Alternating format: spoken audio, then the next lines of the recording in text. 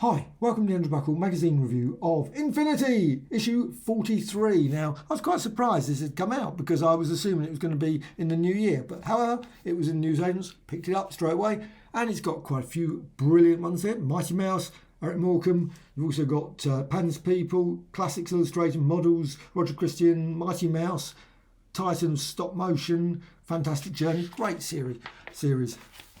The usual advert for Darkside, Vincent Price and the Tingler, and other things I guess. George Eastman, Dracula has risen from the grave. And let's just get on to the actual Infinity. And there you can see the various features in this, regular ones as well. Lovely one about dentists, appointment at the tooth hurty. Also, interesting article, news, all the various things. It says superheroes dominate 2022 box office. I don't know how you can actually tell that, but anyway, I guess that obviously vast numbers of films that are coming out, Batman, Doctor Strange, all look very good. I'm looking forward to some of those. I guess there's Thor one. Oh, Love and Thunder. Oh, that's loads. So there's loads and loads of them. Oh, didn't realise that. Into the Spider-Verse 2. Well, I enjoyed Spider-Verse 1, so I'm looking forward to that. Dean Stockwell. And also here, Dunwich Horror. Brilliant one. Classics Illustrated, love those ones. Haven't got any copies now. Really, I have seen some recently. I should pick up a few because they were okay. The artwork was sometimes, it was variable. I would say it was never the world's greatest artwork. It was a bit wooden, I suppose, for me. That's probably why. But I still, at the same time, there were some good stories. Sometimes you pick it up and think, oh, that's good. But this one would have been a brilliant one to pick up. Dr. No. And I love the bit that he says about that he put them in bound volumes, which of course doesn't help the collectability. Because I've seen quite a few bound volumes at comic conventions. They go for quite a bit still. I mean, I've got a few bound volumes of Vampirella, and they're really nice. But at the same time, I guess because they've been sliced a bit. And I'm not certain why people do that. But however, I suppose they have to get them all a certain size, that sort of thing. My favourite Avengers, I love that issue. Number 16, classic. That's in the letters. And there's also about Adrian's Wall, Shiver and Shake. Pan's People, of course, brilliant. Love Pan's People back at Top of the Pops. I didn't realise Top of the Pops stopped in 2006. I know obviously now you've got Top of the Pops 2, specials, compilations, and all, etc. And also cutting out, as it says, the disgraced Jimmy Savile and obviously Gary Glitter and others, I'm certain, have been removed. So you've got Patrick Troughton, brilliant. I love Patrick Troughton. For me, will always be ultimately the best Doctor. That was the Doctor I grew up with.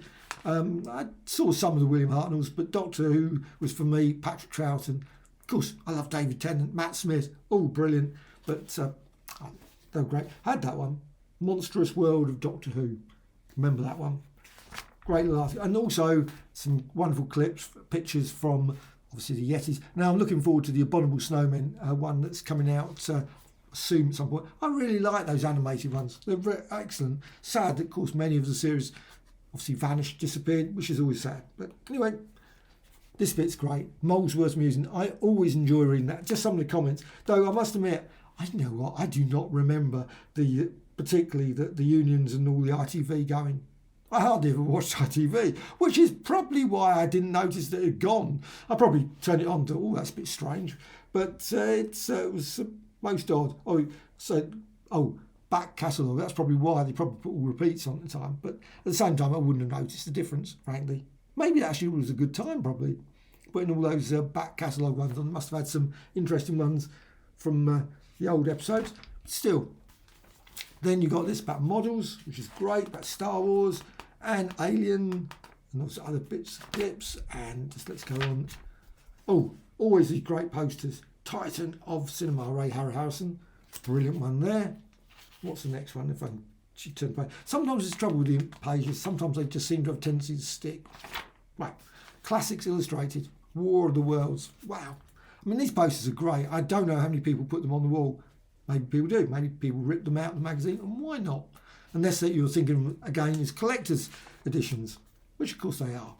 But I expect in years to come they will be. Probably in 40, 50 years' time, people will be sort of going, we must have that issue.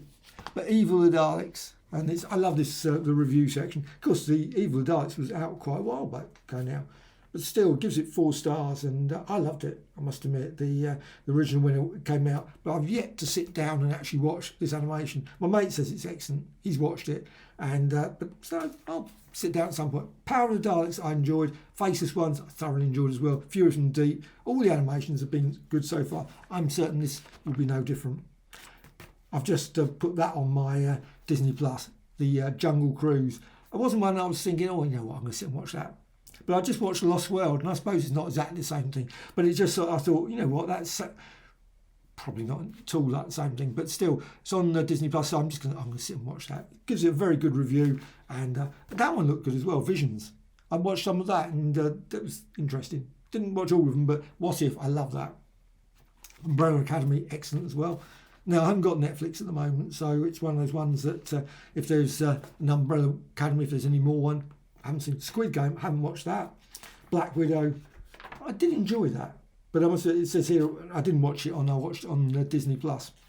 But of course, Hitchhiker's Guide to the Galaxy, obviously Douglas Adams there, and what's the next one?